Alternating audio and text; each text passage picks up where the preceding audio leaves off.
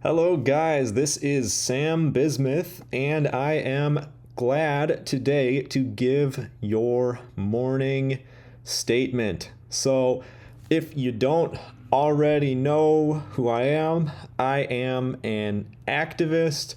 I am also a computer programmer, and I have been with CPI for a while. Before I was in CPI, I was a labor activist with the IWW, but growing disappointed with the IWW's anti-communism, I started to favor PSL, the more sort of tanky left group. But I also grew very disappointed with PSL's idealism and wokeism and fixation on issues like abortion rather than economic issues, which is why I turned to CPI. Though I've been with CPI for a good while, I have been a bit out of the loop lately because of life circumstances requiring me to build up my career, and I'm working at it, and I'm very optimistic that I will reach a point where I feel comfortable allocating more of my time and effort to CPI because I find it very fulfilling, and I think that the tasks that we're doing are very important.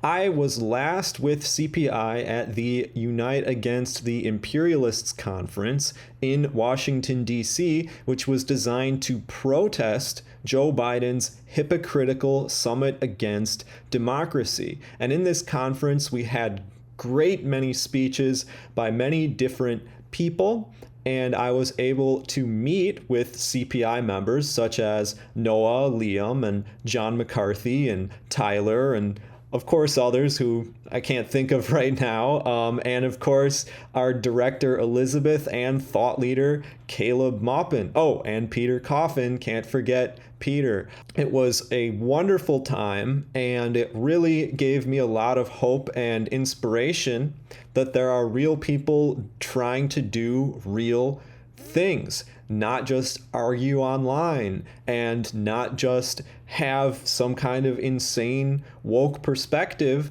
but actually have a realistic perspective that I think has the potential to reach everyday Americans and to rally people around common issues and common causes such as anti-imperialism and rebuilding the American economy. At that conference, I met Scott Ritter, Garland Nixon, Wilmer Leon, Jyoti Brar of CPGBML, who flew in from Britain, Daniel Burke from LaRouche.org, and others. And there were many, many great speeches in that conference. And my favorite part of the conference was going and doing some protests in front of the White House, protesting this Summit for Democracy. And I got to witness many great speeches from CPI members at that protest. And I myself took it upon myself. I decided to give speeches alongside Caleb and Tyler and others in front of the Victims of Communism Museum. And we really told them off. And we really reached the public in a lot of ways you might not expect. You know, online you may do these things and get a lot of detractors and a lot of people telling you you'll never succeed. But the moment that people see you in real life speaking the truth, the reaction is completely different. And we actually got a lot of support during our protests. And it made me realize that though the internet sphere may be controlled, the real life sphere cannot be controlled in such a way. They can't arrest us. We have free speech rights, and people will listen to us and realize that we're speaking the truth. So this is a very important thing that we're doing in building an IRL organization. After going to DC and doing these protests, we drove to New York City, and it was actually Jim for Communism who did great work just supporting us in every way that he could and driving us all the way up to New York City, where we actually encountered Tsai Ing-wen on her visit to New York City, begging America for weapons and security so that Taiwan could implement an unpopular separatist agenda that was bound to lead to World War III. And I was there at that critical moment when Caleb protested Tsai Ing-wen to her face directly in front of her across from the hotel that she was coming out of. Caleb confronted her with an anti-imperialist message and told her to go home. Don't ask for America's weapons. It was such an intense and beautiful moment, and I will always remember it as one of the best moments of my political career, just being there. While we were in DC, we also met up with Jamie InfraWiki. Jamie is InfraWiki, and Funky Lollipop, and a few others, and we got to protest alongside Chinese peace activists. It felt very good to protest alongside these Chinese people who want to have peace between China and America. And it was really just an amazing experience. And I'm so glad that I was able to do it. And I know that CPI has more such experiences in store. So if you are a member of CPI, you can look forward to doing the same kind of things. I also got to speak in front of many different TV cameras by being at that protest. And I ended up on Chinese state television alongside Caleb.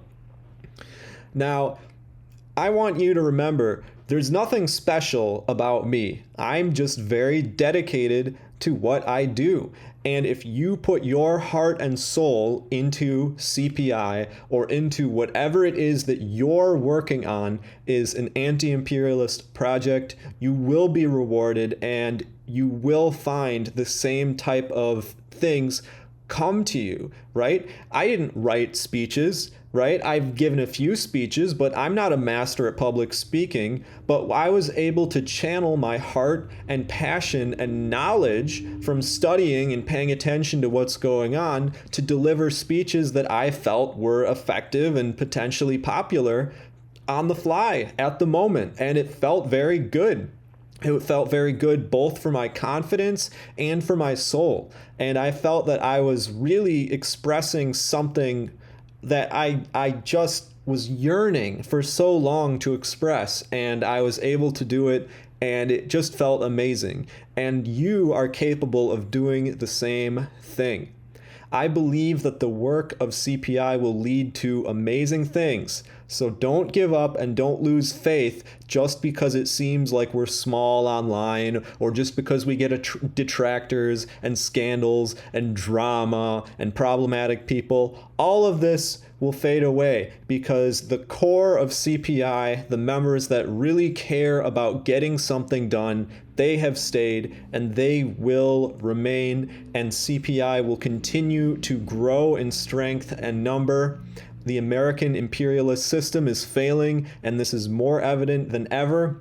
Americans will need to have people advocating a real strategy of ending imperialism through practical reforms, constitutional reforms, through new forms of democracy, through new types of property relations and banking, and these practical economic and real questions that we can use to explain how a better system is not only possible, but necessary. And socialism with American characteristics is exactly what that will be. So don't lose faith and continue the struggle.